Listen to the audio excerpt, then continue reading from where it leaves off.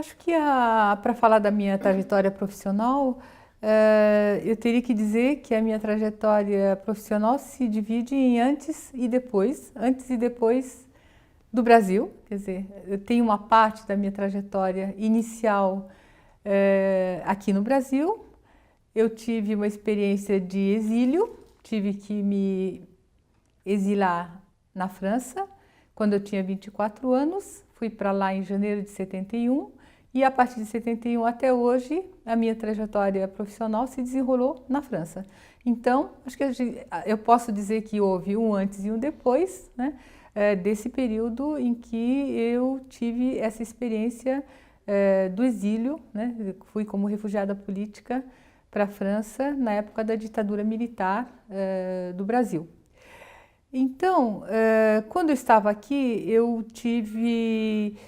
fiz a faculdade de filosofia, fiz um curso de filosofia e eu tive a experiência de dar aulas no cursinho Equipe, na época, e também de dar aula como monitora do Janote, em teoria do conhecimento, portanto, no departamento de filosofia. Depois que eu tive que ir para a França, eu fiz um doutorado que foi em Sociologia Política, em Vincennes, Universidade de Paris 8, e depois dessa tese, que eu terminei em 79, eu fui recrutada pelo Centro Nacional de Pesquisa Científica, que é o maior instituto de pesquisa pública na França, para o Centro de Sociologia, para fazer uma pesquisa na área de Sociologia do Trabalho. Na época não trabalhava ainda com gênero na realidade no Brasil, naquela época da ditadura militar, as organizações políticas não eram nem um pouco feministas, bem pelo contrário, elas achavam, por exemplo, que a gente não devia engravidar, porque ter bebês seria um risco muito grande de segurança, né, para a segurança, porque a repressão viria muito mais facilmente a nós se tivéssemos bebês. Então havia uma espécie de nada de feminismo, nada de pontos de vista, digamos, sobre a opressão das mulheres, etc., naquela época, e eu vim a ter essa experiência de atividades feministas e um pensamento feminista na França, junto a organizações políticas de esquerda, como a Liga Comunista Revolucionária, onde haviam grupos de mulheres que trabalhavam e militavam em torno das ideias feministas. Tanto que eu me lembro de uma amiga, companheira desse partido, dessa organização política, cujo nome de guerra era Kollontai, por exemplo, né? Então havia uma efervescência, digamos, do feminismo, das organizações de esquerda em 71, quando cheguei lá. E depois que eu fiz a minha tese, depois que tive uma série de trabalhos de tipo, né, para viver, que não eram trabalhos que configuram uma trajetória profissional, intelectual, etc., entrando no CNRS, portanto, em 1980, eu tive a possibilidade de começar a fazer pesquisas. A minha primeira grande pesquisa no Centro Nacional de Pesquisa Científica era sobre firmas multinacionais, sobre organização do trabalho, políticas de pessoal e tecnologia nas firmas francesas e japonesas no Brasil, e era uma comparação entre filiais e matrizes de firmas francesas e japonesas, tanto no Brasil quanto nos países de origem, isto é, na França e no Japão. Então, essa é um pouco a característica principal do conjunto das pesquisas que eu realizei de 80 até hoje. Tratam-se de pesquisas que trabalham com a metodologia da comparação internacional do trabalho, comparação internacional das empresas, né? E comparações internacionais do trabalho tanto na indústria, o que eu fiz de 1980 até 2002, até comparações do trabalho no setor de serviços, que é o último tipo de pesquisas que eu realizei, a partir de 2009 até hoje, que é o trabalho sobre cuidado e cuidadoras, e a questão do cuidado é eminentemente centrado na temática do gênero, no interesse pelo gênero, pelas relações sociais entre homens e mulheres no universo do trabalho, tanto doméstico quanto profissional. Mas voltando à minha pesquisa de 1980 sobre as firmas multinacionais, quando eu comecei a fazer essa pesquisa, eu me interrogava sobre as diferenças e as semelhanças entre as empresas industriais nesses 3 países, na França, no Brasil e no Japão, diferenças e semelhanças no terreno da tecnologia, da organização do trabalho e das políticas de gestão da mão de obra, das políticas de pessoal. E quando eu comecei a fazer o trabalho empírico, isto é, quando eu comecei a ir nas empresas, a entrevistar tanto gerentes quanto trabalhadores e trabalhadoras, eu me dei conta de que não havia uma população operária indistinta, homogênea, né, toda diferenciada, mas que haviam homens e mulheres e que a gerência tratava delas, né, desse pessoal, de maneira diferente. A gerência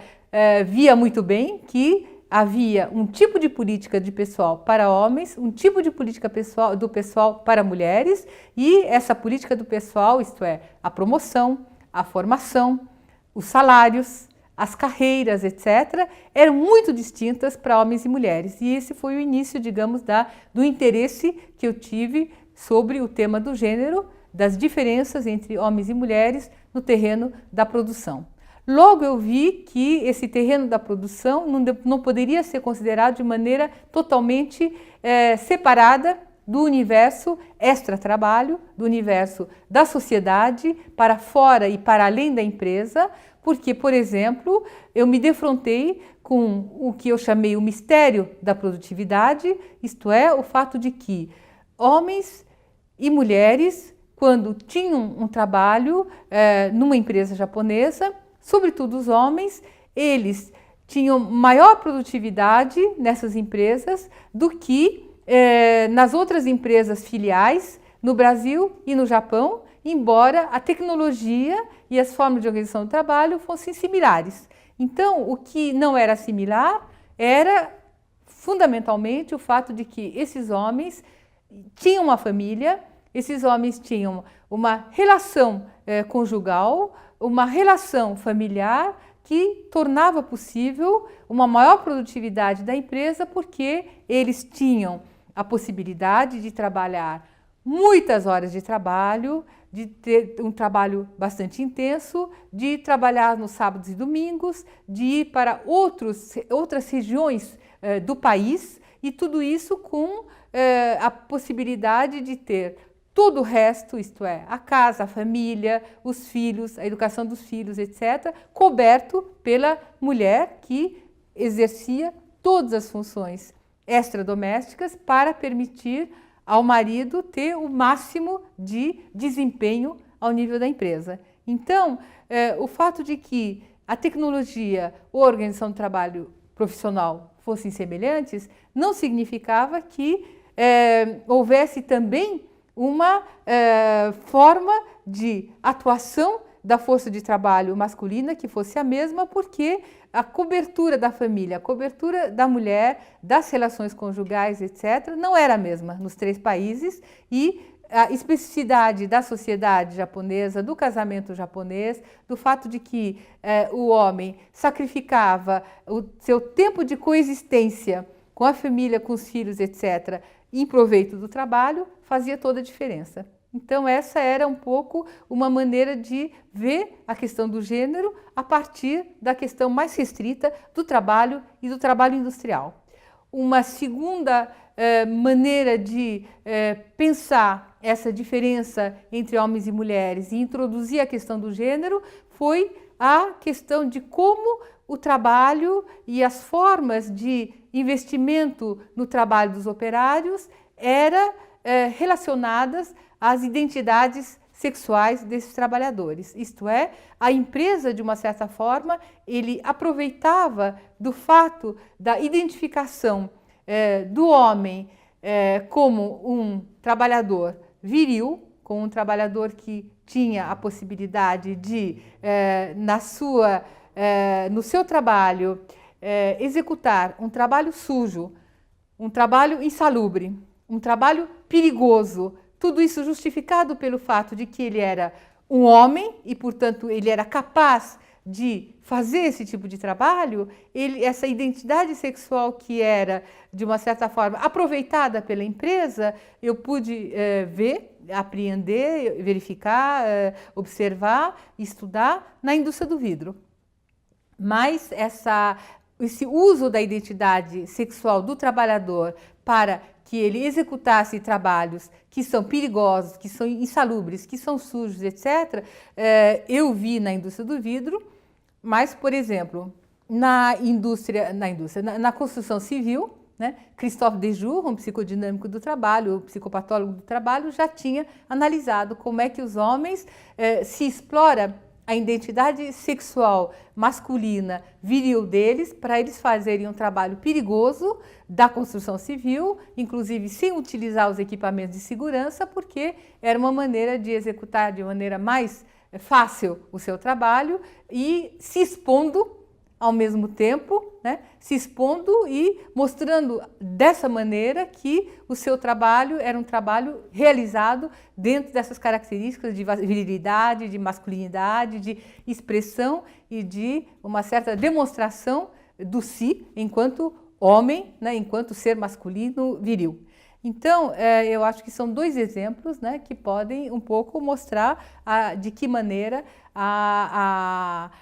o trabalho industrial é fundamentalmente marcado por essa divisão sexual do trabalho, né, por essa forma de pensar diferentemente o trabalho masculino e o trabalho feminino. Dentro desse período bastante longo de 20 anos, entre 1980 e 2000, em que eu realizei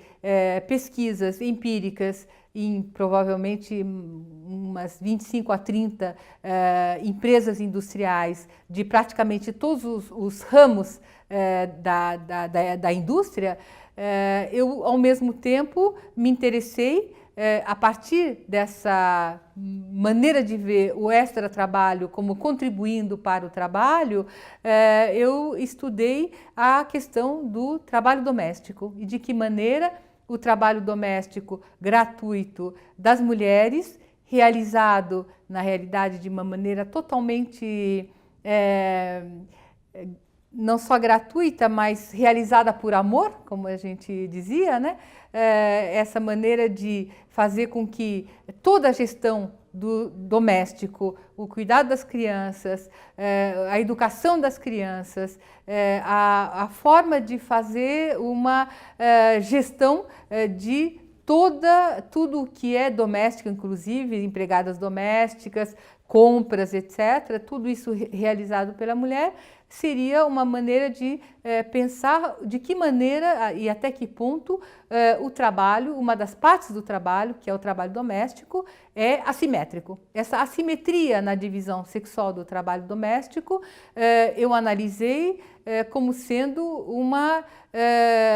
maneira ou um fundamento das outras divisões sexuais do trabalho e da assimetria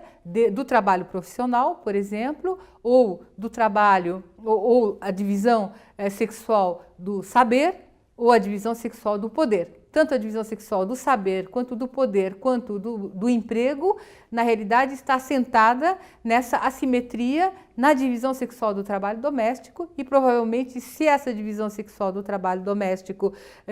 mudar, isto é, se houver uma repartição mais equitativa do trabalho doméstico entre homens e mulheres, provavelmente haveria uma transformação no mundo do trabalho e uma transformação na situação das trabalhadoras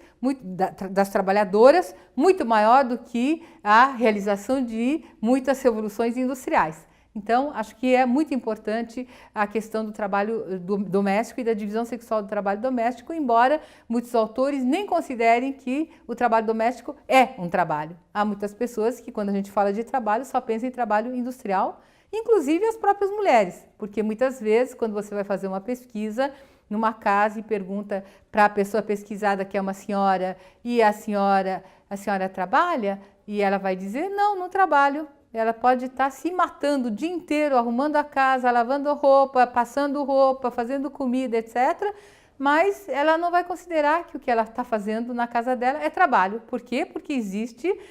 uma norma social em vigor que quer que o trabalho seja o trabalho masculino, o emprego remunerado, realizado fora de casa, e que é esse o trabalho paradigmático, o trabalho profissional, e que o trabalho doméstico não é bem um trabalho, né? Tanto que durante muitos anos o INSEE, que é o IBGE da França, considerava, por exemplo, o bordado, a costura, etc., como sendo lazeres ativos. Eles classificavam na categoria de lazeres ativos porque isso não é trabalho. Enquanto que as pessoas podem viver disso, né? Sobretudo muitas costureiras que ficam o dia inteiro costurando, bordadeiras, né? Pessoas que fazem crochê, etc. É tudo considerado lazer ativo porque isso não é trabalho. Então, esse foi digamos, uma pesquisa paralela e contínua que foi realizada nesse período em que eu estudei o trabalho industrial dentro desse grande programa de pesquisa intitulada Firmas Multinacionais, Aspectos Socioculturais e Técnicos das Firmas Multinacionais, uma comparação entre as filiais e as matrizes das firmas multinacionais. E essa pesquisa em que trabalhei, por exemplo, sobre a indústria do vidro, mas também sobre a indústria automobilística, sobre as confecções, etc., me deu também a possibilidade de comparar o trabalho masculino e o trabalho feminino e as características do trabalho masculino e as características do trabalho feminino em toda uma série de indústrias, porque eu estudei tanto as indústrias masculinas, com mão de obra fundamentalmente masculina, como por exemplo a petroquímica, e de outro lado, fábricas e empresas com mão de obra propriamente feminina, como a confecção, como o têxtil, né, como uma série de outras empresas do ramo em que os ofícios femininos eram fundamentalmente utilizados. Então, eu acho que isso me deu uma ideia de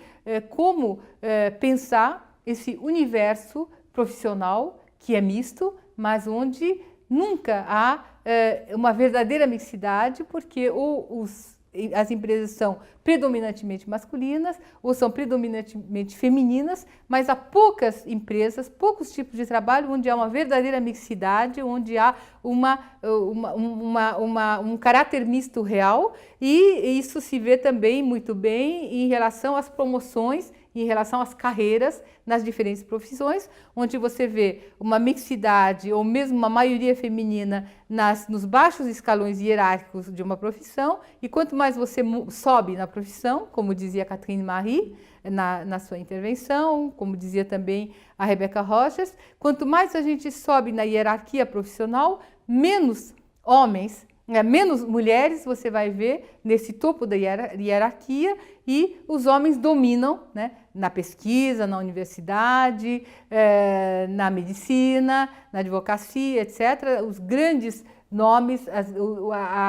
o topo da hierarquia é preenchida pelos homens. Então, toda essa possibilidade de galgar a hierarquia e chegar ao topo de uma profissão, nós vimos, né, e estamos vendo nas diferentes pesquisas realizadas, que é alguma coisa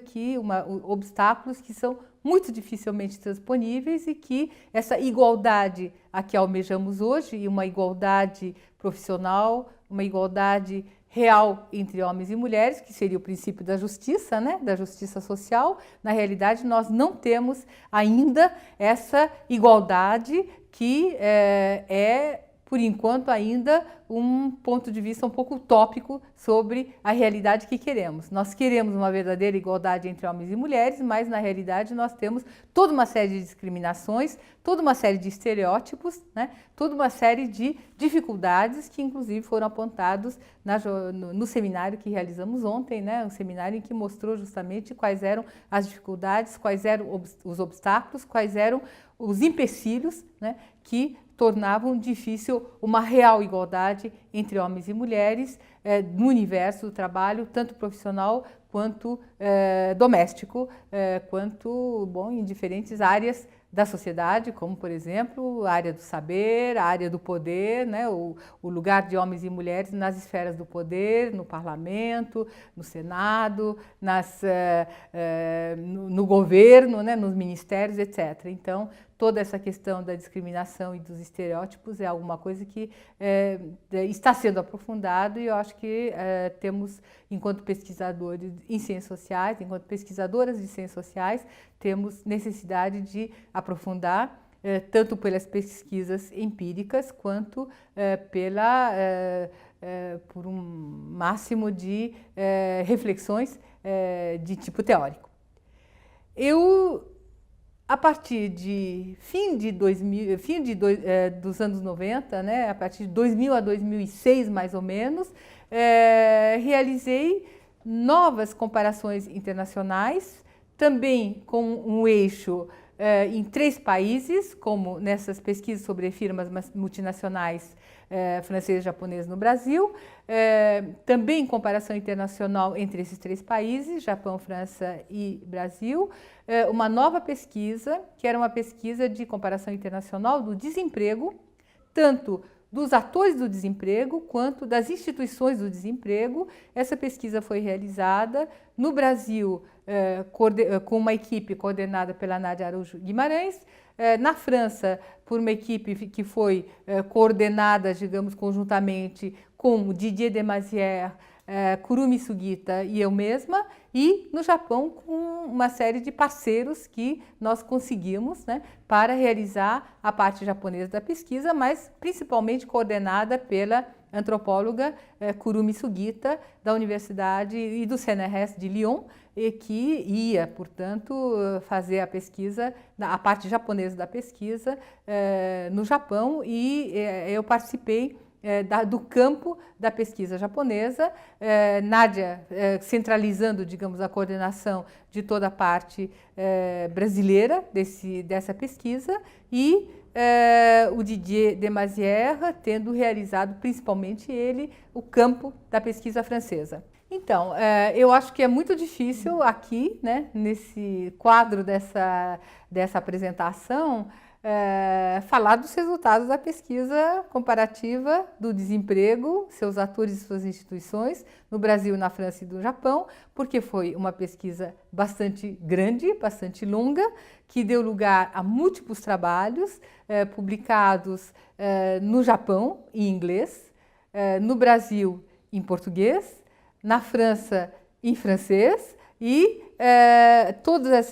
esses trabalhos, todos esses livros, elas têm um aspecto, claro, de análise também da divisão sexual do trabalho, que é o que nos interessa principalmente nesse depoimento. Então, nesse depoimento, quer dizer, eu vou dizer 2 coisas que são coisas que me saltam aos olhos, como sendo 2 coisas que foram muito importantes como resultado dessa pesquisa, do ponto de vista do gênero. O primeiro resultado é essa aproximação entre algumas categorias socioprofissionais que nós analisamos. Nós tínhamos 4 grupos, né, de groupe cible, como a gente fala em francês, 4 grupos alvo, que eram os operários industriais, homens, em seguida os executivos, em seguida os jovens, e em seguida as mulheres. Todos os 4 grupos eram grupos que se caracterizavam por serem desempregados, por estarem numa situação de desemprego formal, né, formalmente, e os 4 grupos se caracterizavam por estar, em princípio, correspondendo à definição corrente de desemprego, isto é, eles não tinham trabalho, estavam à procura de um emprego. E o que me saltou aos olhos e que eu acho que é um resultado importante dessa pesquisa do ponto de vista do gênero é que os 2 grupos que tinham semelhanças em termos de perspectivas, em termos de projetos, em termos de relação subjetiva com o desemprego eram, de um lado, os jovens com os executivos, que tinham uma perspectiva, digamos, um pouco mais positiva em relação ao visar o futuro, e, de outro lado, num fundo um pouco mais escuro, um pouco mais sombrio, né? Duas outras categorias próximas, que era o dos operários e das mulheres. Operários e mulheres tinham algumas semelhanças em termos de maneira como eles percebiam o desemprego, se defrontavam ao desemprego e pensavam nas maneiras de saída do desemprego, assim como os jovens e os executivos se definiam, pensavam, se confrontavam com o desemprego. Então, essa aproximação entre os operários e as mulheres de um lado e os jovens e os executivos de outro, para mim, dava um pouco a ideia do nível, digamos, de expectativas, desilusões, resignações, etc., em relação ao emprego dos quatro grupos, divididos, portanto, em dois grupos de dois. O segundo resultado dessa pesquisa em relação justamente à posição das mulheres nessa situação de desemprego é justamente a maneira como elas se defrontavam e da maneira como elas viam e participavam e enfrentavam o desemprego. E eu acho que é, sobretudo, muito interessante opor ou pensar conjuntamente ou comparar o caso da França e o caso do Brasil. Por quê? Porque nós vimos que, no caso da França, o desemprego aberto era bastante importante, isto é, as pessoas não tinham nenhum emprego, nenhum trabalho, nenhum bico, e elas iam à cata de um novo emprego, e para isso eram muito ajudadas, e ajudadas por quem? Pelo governo. As políticas públicas tinham uma importância muito grande em relação ao grupo de mulheres e também dos homens e também dos jovens e também dos executivos na França, porque há muitas políticas públicas na França e são políticas públicas destinadas a públicos específicos. Então, há políticas públicas em relação ao desemprego das mulheres sozinhas com crianças, há políticas públicas para os jovens sem emprego. Então, todas essas políticas públicas, elas, de uma certa forma, orientavam todos os encaminhamentos e todos os recursos e toda a maneira de ser dessas desempregadas mulheres e também dos outros grupos numa situação de desemprego. Ora, interessante fazer essa comparação e essa oposição e esse confronto com o Brasil, porque no Brasil era exatamente um outro tipo, né, de situação que ocorria. Por quê? Porque não havia políticas públicas para ajudá-las a sair do desemprego e, de uma certa forma, elas mesmas nem se consideravam desempregadas porque elas não paravam de trabalhar, né? A gente chamou essa situação, na nossa análise, de viração. Elas se viravam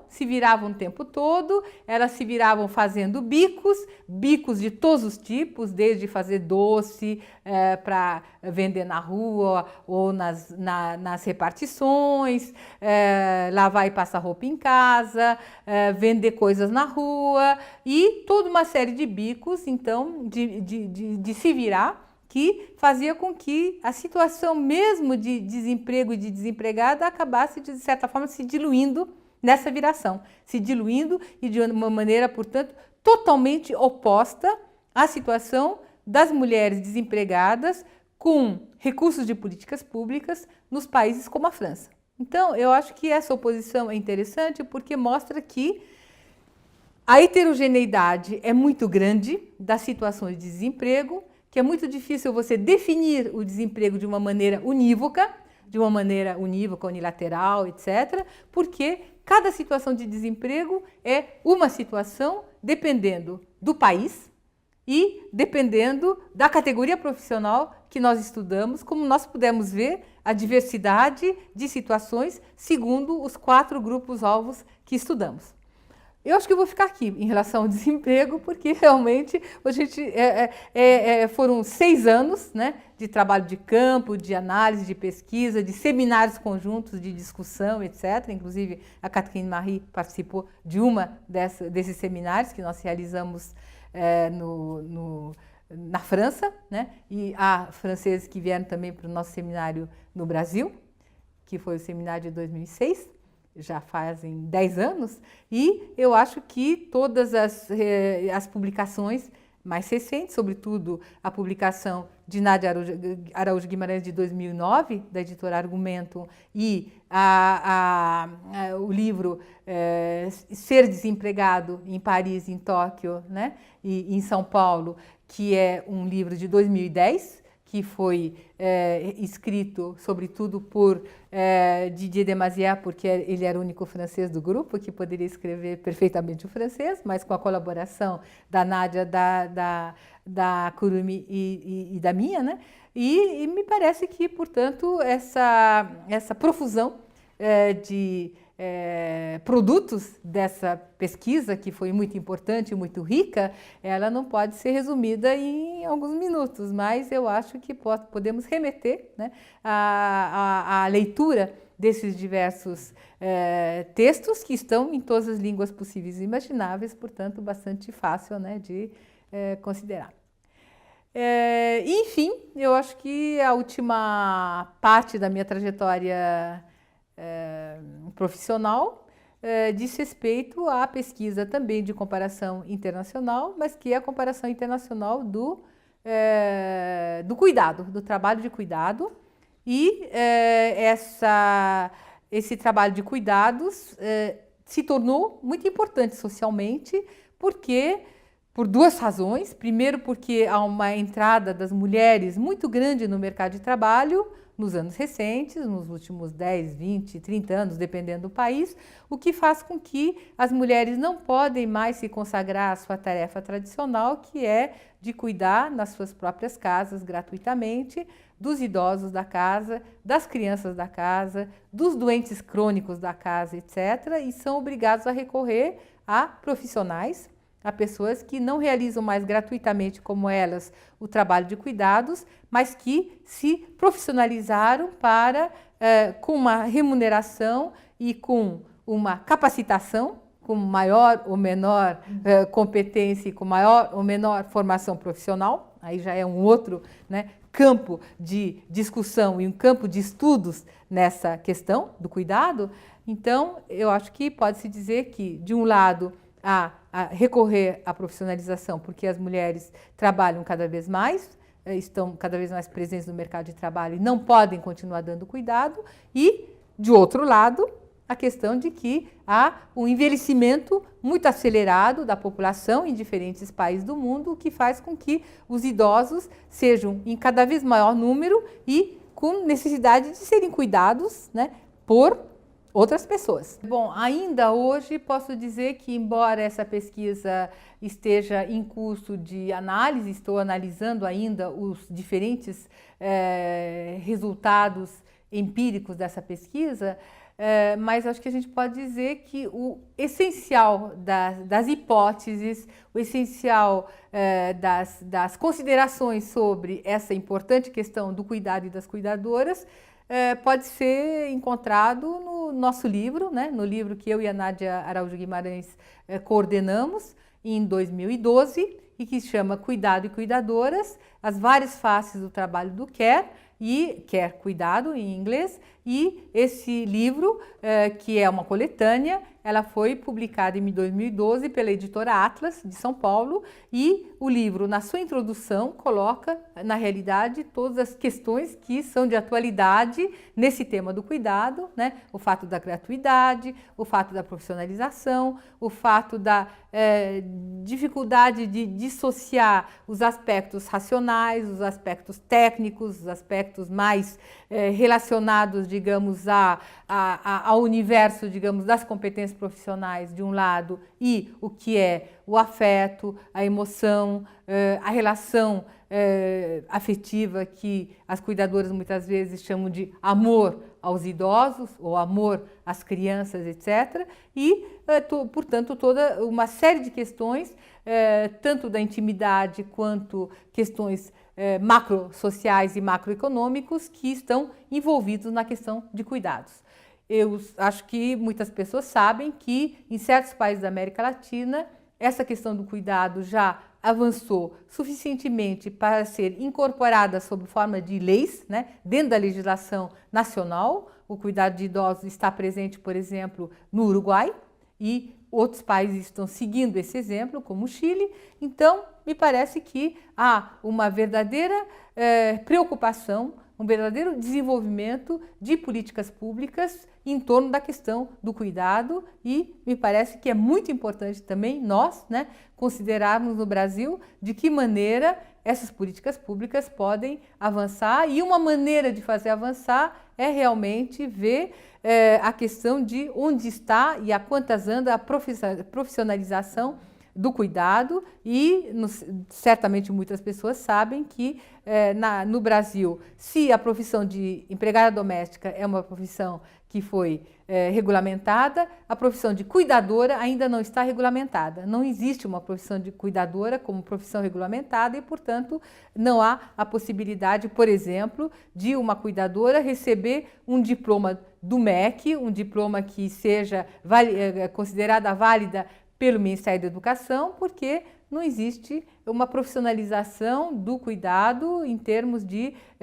cuidadoras que possam ser consideradas diplomadas e consideradas, portanto, dentro de uma profissão regulamentada. Em suma, não há uma regulamentação da profissão de cuidador, o que leva a toda uma série de dificuldades, de problemas, etc. E me parece que é muito importante também, dentro desse quadro, aproximar o perfil das empregadas domésticas e o perfil das cuidadoras, porque há toda uma série de similaridades em termos de raça, né? Em termos de classe social, em termos de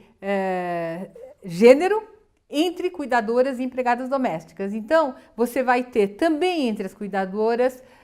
muitas mulheres, mais mulheres do que homens, evidentemente, muitas mulheres que são negras ou que são pardas, que recebem um salário muito baixo, quer dizer, que há uma pouca valorização monetária, salarial desse trabalho, e provavelmente porque é um trabalho realizado ainda hoje gratuitamente nas casas por toda uma série de pessoas que ou recebem muito mal ou não recebem por esse trabalho. Inclusive no Brasil nós temos essa característica de que as empregadas domésticas muitas vezes também são cuidadoras, também cuidam dos idosos, também cuidam das crianças, como fazendo parte do seu trabalho multifuncional, e o emprego das cuidadoras enquanto tal, como cuidadoras, ainda é relativamente incipiente, e embora esteja aumentando bastante todos os dias, não se pode dizer que há uma verdadeira profusão de cuidadoras hoje aqui no Brasil. Também eu acho que uma das questões importantes é o que algumas especialistas na Europa ou na literatura anglo-saxã chamavam de o diamond, né, care diamond, que é o diamante do care, o diamante do cuidado, isto é, toda uma série de diferentes dimensões envolvidas no cuidado, entre os quais o Estado, né, a família, há várias diferentes dimensões que estão envolvidas no cuidado. Então, você pode pensar na família, você pode pensar no Estado, você pode pensar nas ONGs, né, nas organizações não governamentais, você pode pensar na filantropia. Esse diamante e essas diferentes dimensões que eu mencionei variam muito segundo os países, e essa variação a gente tentou, num artigo do Cuidado e Cuidadoras de 2012, mostrar sob forma de cartografias, sob formas gráficas, para mostrar como no Japão, no Brasil e na França eram muito diferentes as dimensões envolvidas em na tarefa de cuidados, no caso de cada um desses países. Eu acho que, bom, e também vou concluindo aqui, a questão do trabalho de cuidado, ela está ainda em franco desenvolvimento e nos países como o Brasil, praticamente a gente pode dizer que está ainda começando. Não dá para dizer que nós estamos com uma literatura muito ampla, já consolidada, sobre o trabalho de cuidados, mas eu creio que no Brasil há mais atualmente em curso pesquisas empíricas sobre o trabalho de cuidado do que em países como, por exemplo, a França, onde, me parece, há um desenvolvimento simultâneo bastante grande de estudos e análise na área da ética do cuidado. E esse desenvolvimento da reflexão sobre a ética do cuidado é um desenvolvimento que, de certa forma, exclui e está corre paralelo à análise do trabalho de cuidado. E eu acho que aqui no Brasil nós temos mais essa preocupação em desenvolver uma análise na área da sociologia do trabalho, na análise da sociologia das profissões, sobre a questão do cuidado enquanto trabalho, enquanto profissão, enquanto, portanto, uma das formas, digamos, de entrada das mulheres na área do mercado de trabalho, enquanto que nós, no Brasil, acho que temos menos essa preocupação de desenvolver pesquisas e reflexões de tipo mais filosófico, mais teórico, mais epistemológico, né, na área da ética do cuidado, o que tem sido feito mais pelas francesas, a partir da influência americana, a partir de Gilligan, no seu trabalho sobre o care, a partir de Joan Tronto sobre a ética e a política do care. Então, me parece que todo o desenvolvimento mais filosófico está, de certa forma, tem um desenvolvimento mais incipiente no Brasil, se comparado à questão, a mesma questão no caso da França. Então, eu acho que todos os teóricos franceses estão caminhando mais na linha do que foi desenvolvido pelas teóricas, tanto psicólogas, quanto politólogas, quanto sociólogas anglo-saxãs, sobre a questão do cuidado. E me parece que existe hoje uma verdadeira preocupação e interesse, no caso brasileiro, para aprofundar conjuntamente aspectos técnicos, aspectos sociopolíticos e aspectos relacionados mais propriamente a trabalho e profissão em relação à questão do cuidado. E me parece que uma das formas de aprofundar essa questão hoje, que eu e a Nádia Araújo Guimarães estamos tentando, é entrar para o estudo das cuidadoras domiciliares a partir de uma instituição em particular, que é muito difícil a gente estudar na França, porque é um universo muito fechado, que é o universo das empresas e das agências de intermediação. Acho que as agências de intermediação e as empresas que fazem a mediação entre, de um lado, as famílias que precisam de cuidadores e, de outro lado, as cuidadoras que precisam de um emprego junto a essas famílias, é uma intermediação que é realizada por empresas ou por agências que, na França, por exemplo, são muito fechadas. É muito difícil você ter acesso às cuidadoras e à política dessas agências, dessas empresas, via empresas e agências, e nós conseguimos essa entrada de maneira, né, relativamente fácil, eu não digo, mas com uma certa persistência, com uma certa, né, continuidade nos contatos, etc. E isso está nos permitindo ter acesso a uma série de dados, uma série de informações, uma série de resultados parciais, né, que nos mostram o interesse que é de continuar nessa via e nessas pesquisas, porque elas nos dão alguns resultados e algumas informações que as pesquisas, por exemplo, realizadas na França até hoje não nos deram.